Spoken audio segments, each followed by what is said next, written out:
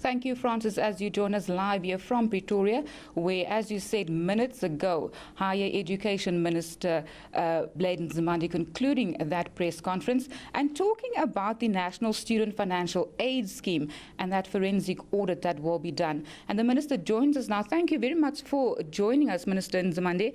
Just take us through that forensic audit and what that entails. Thanks, Faith, to your viewers and listeners. The forensic audit, in short, aims at uncovering what we have just initially discovered is fraud, in essence, in the system, that there are many students who do not qualify for NSFAS, but who are getting it, either because they supply incorrect information deliberately, or they collude with the officials at the universities. In fact, we've even been told by some of the SRC leaders that it's actually quite rife. Mm-hmm. So we want them to undertake a comprehensive investigation so that we can identify the culprits and be able to close the loops, because this is a lot of money. This year we are talking about 9.5 billion. And we must make sure that the students who actually are benefiting are the ones who are supposed to, because if there is someone who is benefiting, illegally, it means someone who is supposed to be a beneficiary is actually being deprived. Mm-hmm. So we must deal with this. Let's talk about the scope of that investigation. What exactly are we going to look at, and how far back are we going to investigate this? Look, we want to do this fairly quickly initially. We have identified particular institutions where we would actually like to start. And then the forensic investigators, of course, they will help us to check if the students who have got NSFAS do qualify, do they have the necessary documentation? Is that documentation genuine or is it forged? And then we are saying to them they must leave no stone unturned, including, by the way, checking with SARS, because some of the parents claim that they are not employed, but you'll find that they are taxpayers. We think that we will be able to find quite a lot of fraudulent activity in that, which then will really help us to make sure that we direct monies where they're supposed to go. But at the same time, Faith, we are not doing this in isolation. We're also looking at those families who are not qualifying, but they are still poor, as to how do we design a scheme and get additional monies that can actually run a viable loan system.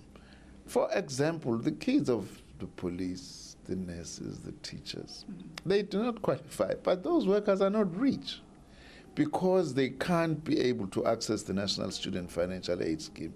I suppose part of the fraud, it's not because we are tolerating it, may have something to do with that as well, that anyway, the students are not coming from rich backgrounds, apart from those who would be naughty, who will then get this money when they've already been given money at home, and they buy flat screen TVs and so on. We've come across that as well. Now let's talk about the rest of your briefing. You again want to ensure that students understand that there's other study opportunities other than going to universities. Is this becoming increasingly difficult, or is it becoming a sort of a situation where students they heed that call and they go to colleges, they go and search for other study opportunities in the FET sector? Well, we must say that much as we still have some way to go, the message somehow is beginning to sink. We have been assisted by quite a number of things, the career guidance, especially the partnership that we have with 10 SABC radio stations. We've got weekly broadcasts. We think that has contributed significantly. Our own reaching out to students. For instance, last year we reached out to grades 9 to 12 in 6,182 high schools throughout the country, especially those in the townships and rural areas. Basically, our message being that not everybody should or wants to go to university. And if you have not gone to university, it's not the end of the world.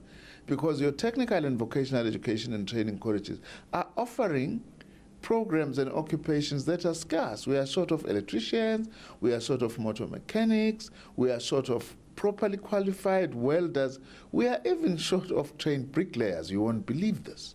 So those subjects, including administrative assistants and all that, those are the kinds of professions or occupations, to be more specific, that our young people can access. Also, it does not mean that if you go to college, you can't go to a university in future. In fact, if you already have got an occupation and you want to proceed to university, you even stand a better chance of performing better because we have gained some insight into the area that you are interested in. Higher Education and Training Minister Dr. Blaine Nzimande giving us his insights to what the class of 2014 can possibly pursue in terms of studies. Very much. Faith Daniels live with the Minister from Pretoria there.